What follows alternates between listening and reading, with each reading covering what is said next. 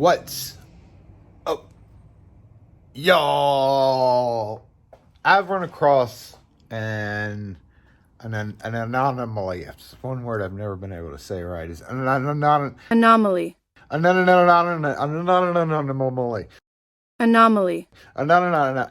A rift in the force, a enigma, an unknown.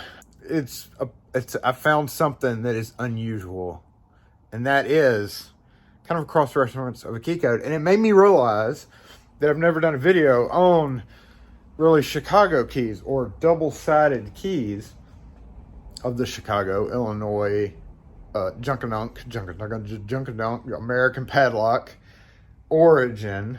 So I had started to put together a video that was all nice and professional, and me sitting down in front of the camera and dual views and all that, and it just, none of it was working out. Come to find out, I wanted to show you a wafer pack, which is what we're going to talk about, and I can't do that because I haven't been able to find one, and I'm actually tired of looking for a wafer pack. I know I've got at least two in this building, but I have not been able to locate them. So I'm just going to continue on with this video as that's not happening, and talk pretty quickly about Chicago double-sided keys. In the world of double-sided keys, there are 3 or 4 different ones, and let's take a look at them. As we progress through the wafer world, we have the single-sided standard style of lock. All these wafers poke up one direction. Sometimes they are all on one side, sometimes they're alternating like this. But whatever the case is, the key only goes in one way. Can't put it in upside down, it won't work. This is the standard for wafers, wafer cam locks, and anything wafer desk, filing cabinets, blah, blah, blah. Then you come upon a similar version of wafer lock, and this is a double-sided convenience key, which means that you can use it on this side, like that, or flip it upside down and use it either which way. So this is kind of a Fort or Dominion style locking system. This obviously is Old National, but same style of key lock, and these are all on one side, the springs are all on the same side, and they all go in one direction. The key is just double-sided, so you can use it either which way. If the keyhole itself was just formed a little bit differently, it would be the same as a single-sided wafer lock. Right, got it. So then you go to what is mostly common in automotive, that is alternating. So in this case, we have alternating wafers. It goes, say one, so there's 8 cuts in it. 1, 2, 3, 4, 5, 6, 7, 8 cuts in here. You'd have 1, 3, 5, 7, all poking up one side. Hey, you're not poking up very well. You need lubricant.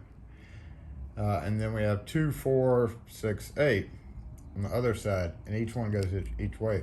The keys, as with the other one that we talked about, the keys are cut the same on each side. So if this side has a 3, the other side's always gonna have a 3, because it wouldn't work otherwise, because then it would just be funny and, you know, one side would be incorrect. So cuts have to be the same, just like in that one. Cuts have to be the same on each side for this to operate. And then we come to there is one version of Fort lock where the keys are on one side. The grooves are different, so you do have to insert it one way.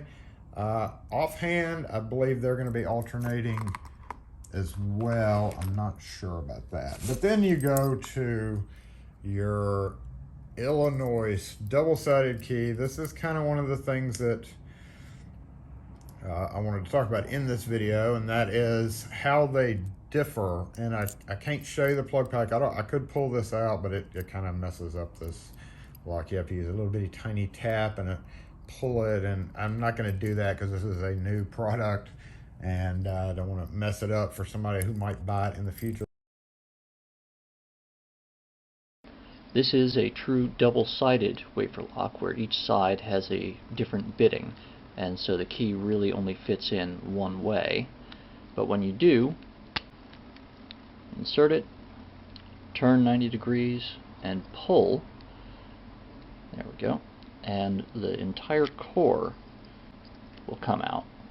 And you'll notice it has these locking lugs that are set 90 degrees off from where the wafer packs are, and you'll see they're very dense in there. I'll bring out another wafer lock in a minute to show you the difference. This is an on-off switch, but they are also used in cam locks. They're also used in bubblegum machines and vending machines, and padlocks, which do I even have one right here? I do have one right here.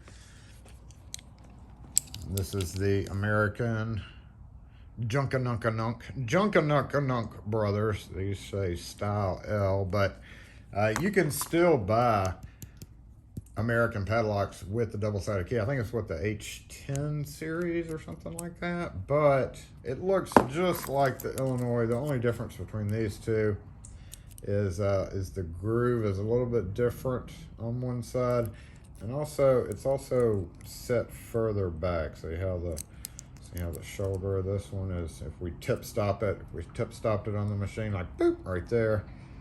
See how much further the shoulder is back.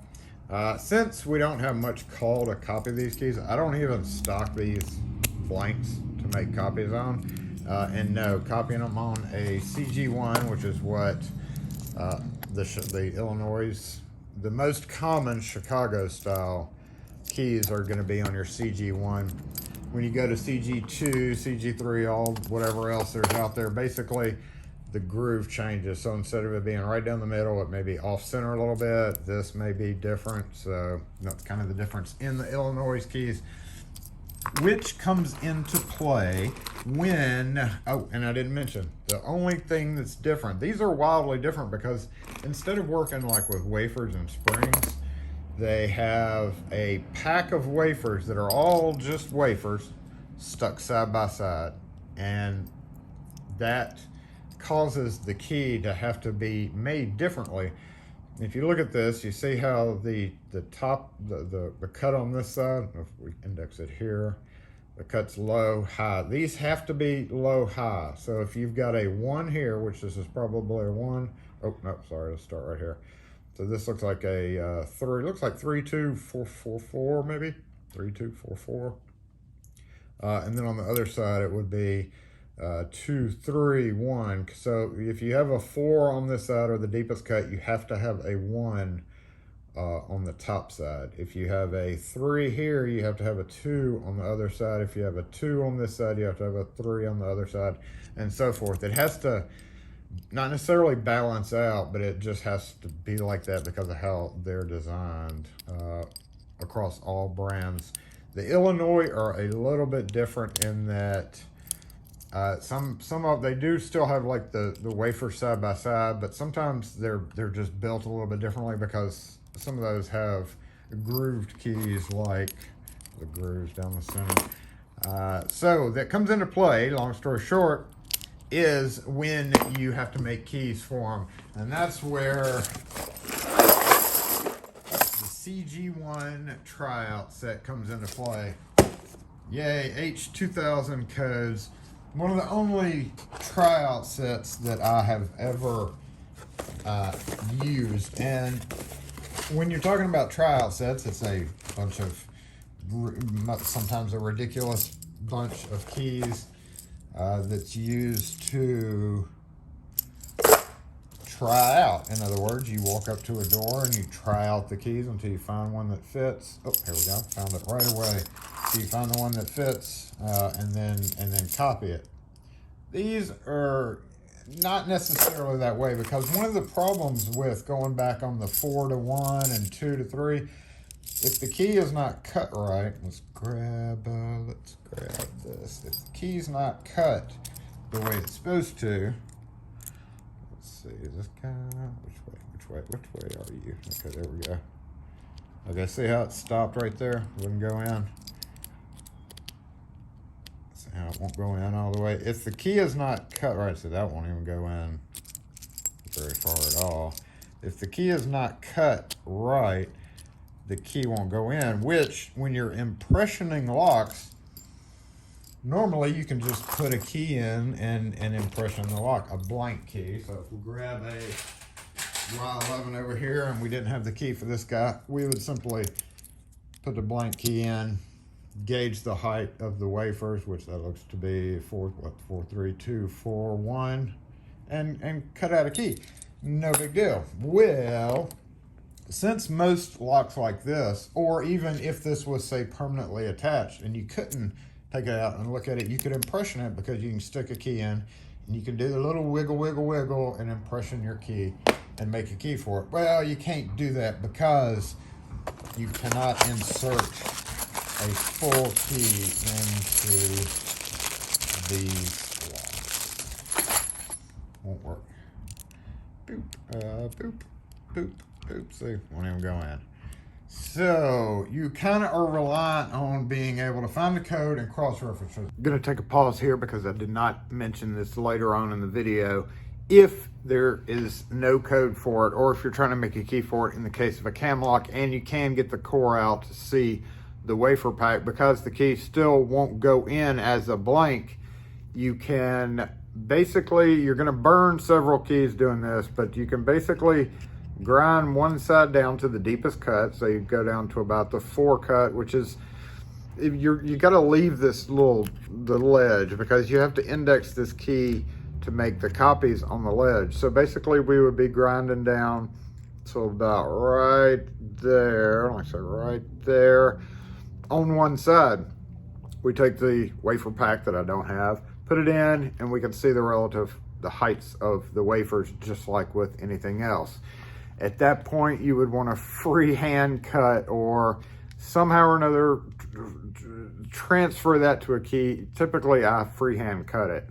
And it's kind of easy to tell because it's like a hill and valley. So, you know, if it's like new, new, new, or new, new, new, then you just cut it that way, kind of by eye. You at minimum, you're going to burn 3 blanks, because after you do one side, you have to grind, take another key, grind the other side down, do that to the other side. Take one, clamp it in your key machine under the double bit, use the ledge as a clamp your blank, copy it.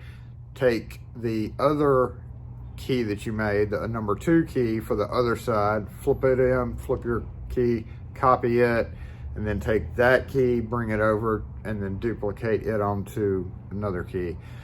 Very, very tricky to do, but that would be how you do it if you indeed did not have a code like we're gonna look at here. Also, just because it needs to be mentioned, in the world of double-sided keys, it's very rare to see this except for in the Chicago and the Illinois.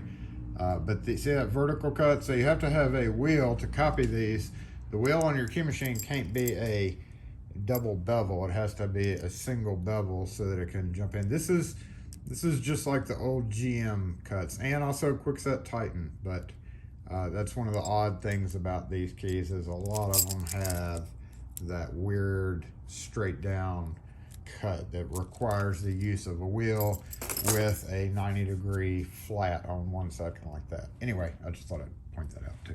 Which leads to the point of the video, and that is the conundrum, the enigma, the oddity, the rift in the force of locksmithing. And that is, what happens when it calls for a code and there's no key? Well, there's some workarounds for that. And I discovered, I think, one of the code anomalies. If we cast our gaze over to the computer, which I could have done professionally, in fact, I did do a little bit of video of it professionally. Look at that glare. I hate my LEDs. Okay, there we go. If we cast our attention over here, we can pull up the code that I discovered here. Chicago, double-sided, P102, click on double-sided. Now, luckily, when I pulled this code to go to the customer, because it was a filing cabinet, it was an old filing cabinet, and lateral cabinets can use Chicago or Illinois, more often Illinois keys, but I have seen Chicago ones on old filing cabinets, almost always lateral, which they just suck. So, copy 2004 pattern key onto the blank below. CG1. So I'm thinking, since I have to go to this building, I'm gonna go ahead and cut one key here and take it with me. I don't know why this starts at 2007, because it technically starts at 2001. 2001, remember, was this key. Will it work? Will it work? Of course it works. In fact, 2002 will work as well. Which kinda, it's got a little clicky, but it still works. Kinda is advantageous, and that's only because one cuts difference between the 1 and 2. It's kind of advantageous that you are able to do that, because, as we'll talk about in a minute, it's very difficult to make keys for these. H102, H103, H103, H10. Shit. I'm like, okay, what did I do with the 2004 key? Did I take it off? Did somebody take it off before me? The set predates me. So what happened to it? So I'm like, okay, well, there's always a backup. There's always a backup that we can try, and that is pull out some old reference material. Let's flip through here and see a whole bunch of beautiful pages of pattern silhouette codes. Now, silhouette codes are like the real ghetto way of having to make keys for that. And we can see here, this is what you're supposed to do. Select the picture of the key desired. Copy it, preferably copy it, because you don't want to X-Acto knife your only image out. I mean, that'd be terrible to open it up and the image that you need be gone. So yes, you'd have to copy it, trace it out with an X-Acto knife. Boom, right there, even provides a little hand drawing. This is an X-Acto knife. Lay it out and then scribe it, and then carefully hand cut the key. Basically, you're just going by what you mark on the key, and it's very sketchy. So anyway, it's like, well, we can do it if we have to, right? Since I don't have code 2004, I just flipped this open and was like, 1, 2, 3. What in the ASS is going on there? There is no 2004, which actually makes me feel good, because that means I didn't steal that key and it's just missing. So let's go back to the computer, because in our Codes Online program, there is this little link right here. It says use Chicago pattern keys. So let's click on that and see what it says. Sorry about the flashy. We'll try to make this quick. So blah, blah, blah, blah, blah, blah, blah, blah, blah. Code 000. Okay, there are, of course, some old locks which use patterns not in the set of keys. Maybe I have an old set. Maybe the new sets have the 2004. If you have seen the 2004 key, please alert your locksmith authorities. For some of these, you can use the pattern of a different key. If the reverse is available, you can copy the left onto the right and the right on the left. So in that case, if this was said key, instead of indexing it like this being, you know, this side or whatever, you would flip it. So you'd be copying this side onto that, and that side onto the other. So normally when you duplicate these keys, you make sure that this groove is like facing you, and then when you flip them, you have to flip them both. Whereas with regular keys, you don't have to do that. You don't have to flip over the original. But with these, you certainly do, to make sure you're copying the right side onto the right side of the key. So what we're trying to do is we're going to try to find the key that we can flip and reverse, because there may be one according to this.